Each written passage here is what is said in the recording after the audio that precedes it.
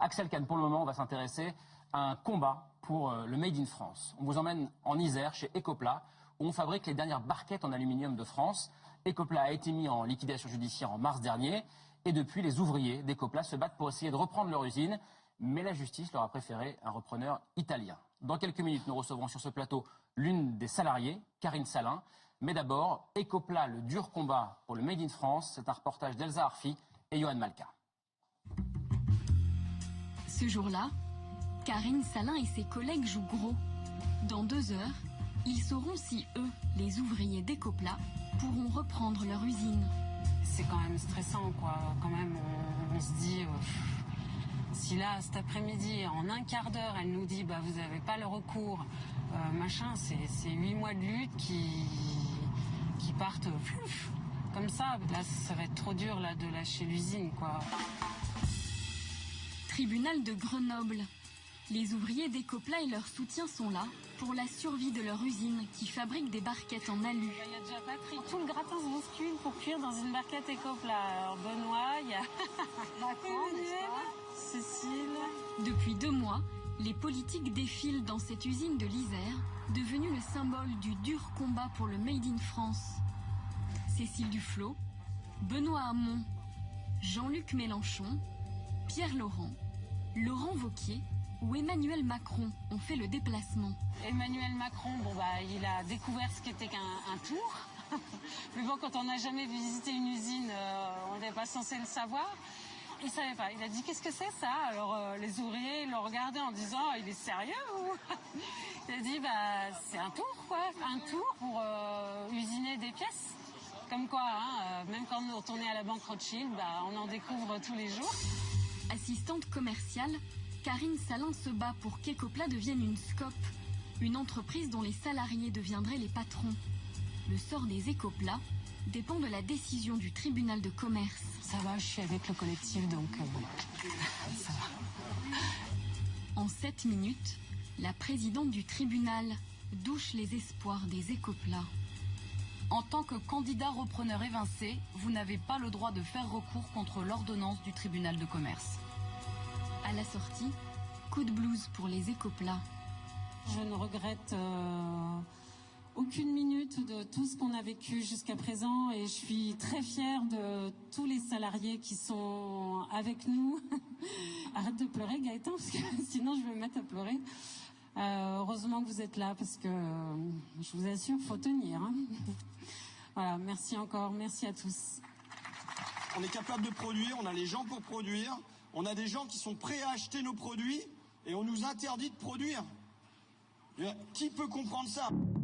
L'homme qui tente de leur remonter le moral, c'est François Ruffin, auteur d'un documentaire qui a obligé le géant du luxe LVMH à réembaucher et indemniser d'anciens salariés.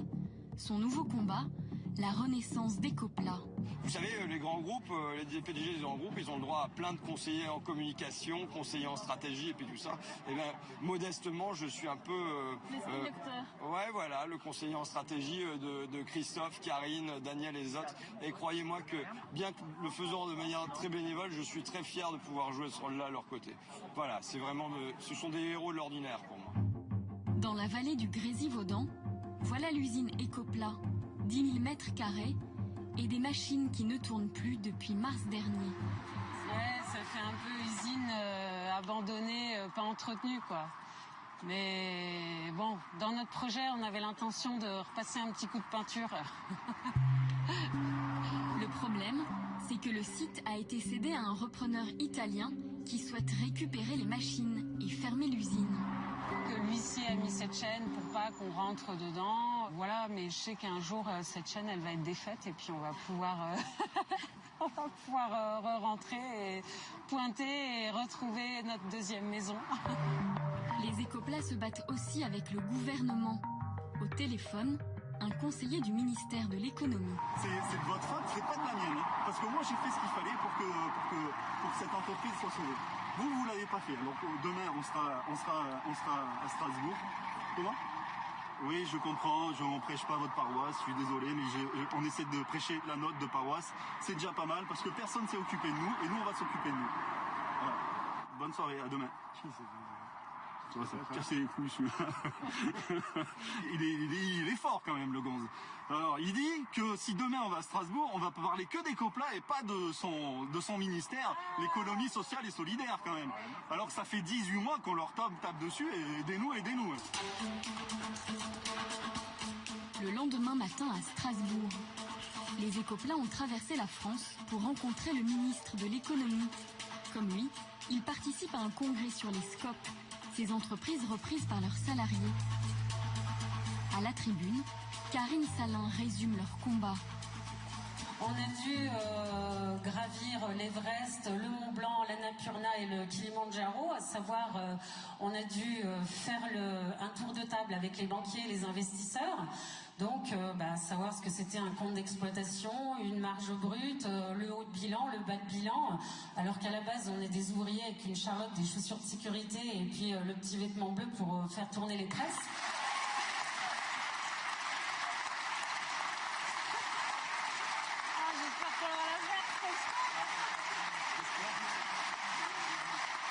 Les Ecopla misent beaucoup sur leur rendez-vous avec le ministre de l'économie.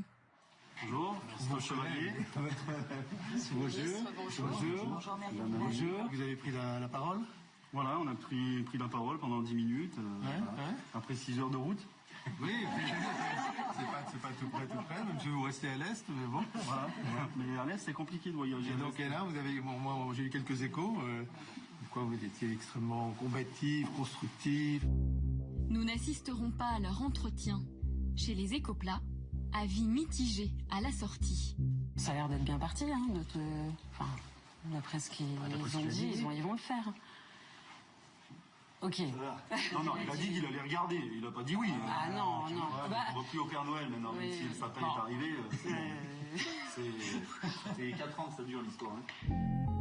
Le dernier espoir de Karine Salin et des Ecopla, une ultime décision de justice mercredi.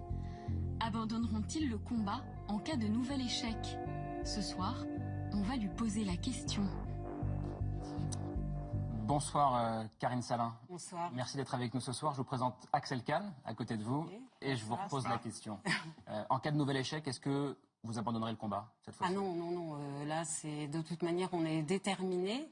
On continue le combat. Quoi qu'il arrive, on a des solutions alternatives. Alors ça peut être quoi pour vous en cassation, justice européenne? Alors côté justice, on est en train d'en discuter parce que bon, la cassation, la Cour européenne, ça peut nous emmener loin et pour longtemps. Nous, on veut redémarrer l'usine le plus vite possible. On a des solutions alternatives. On est aidé par notamment un ex-PDG dans le domaine de l'aluminium qui est un industriel. Voilà. On a surtout Michel. Alors justement, on voit dans le reportage votre rencontre avec le ministre de l'économie, Michel Sapin. Oui. Votre collègue dit avec humour, on ne croit pas au Père Noël, même si le sapin est arrivé. Vous étiez très optimiste à la sortie. Est-ce que vous avez eu des nouvelles depuis de Michel Sapin, de son cabinet? Alors, on n'a pas de... Enfin, on a des nouvelles, mais disons que ça prend du temps. Donc là, il faut qu'il s'active et qu'il y ait réparation. Parce que, comme vous avez pu le voir, notre combat, il est juste, il est légitime.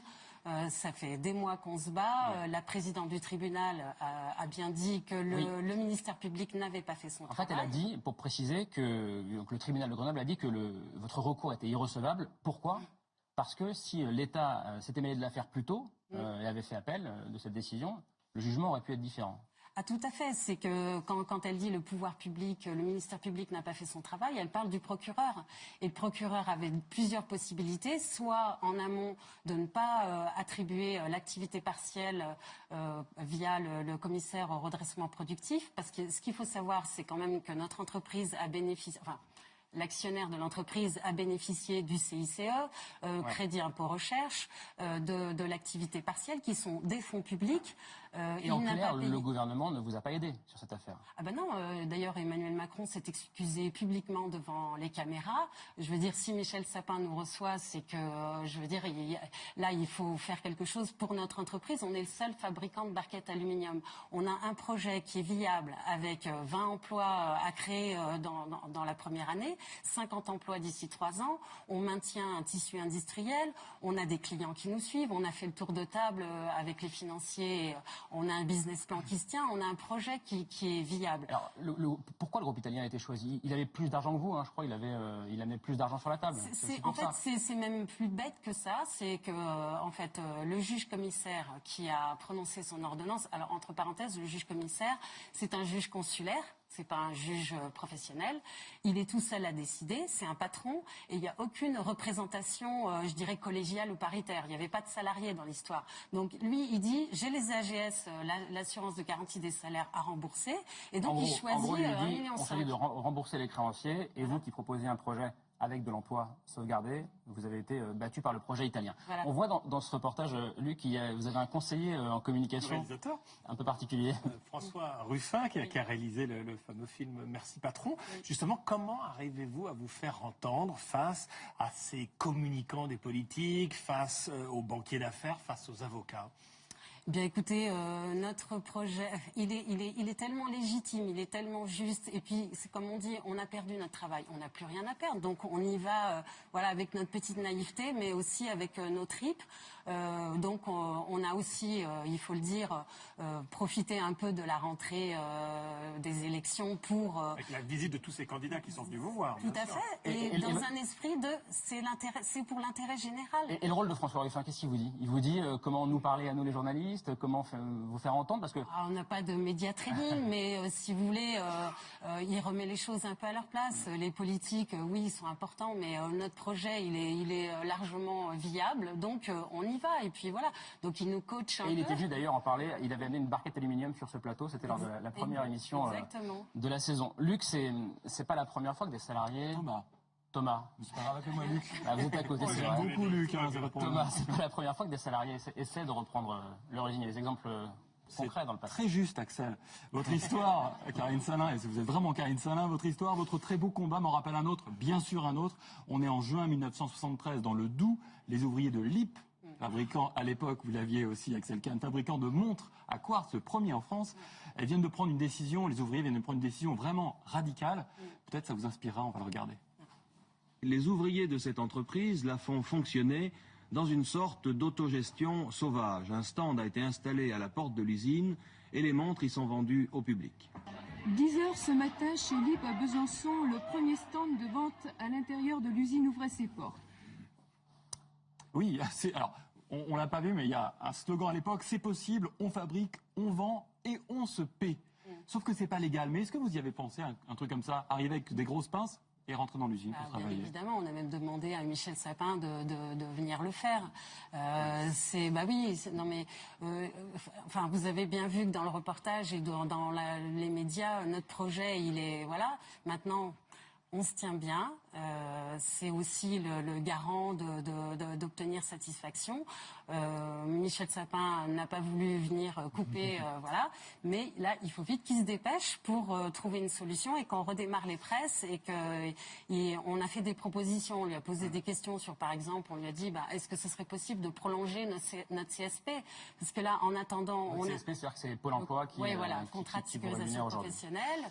On lui a demandé, peut-être on pourrait repartir d'une feuille blanche, un projet, voilà, on repart à zéro. Et vous attendez encore la réponse pour l'instant? Voilà, on attend la réponse et il faut vite qu'elle vienne. Je précise que les LIP, 3 ans plus tard, ça avait fermé. On fait une scope qui n'a pas marché. En revanche, les scopes aujourd'hui, pour précision, ça marche mieux que les entreprises classiques. Les statistiques sont assez impressionnantes. Il y a près de 3000 scopes en France qui marchent plutôt bien.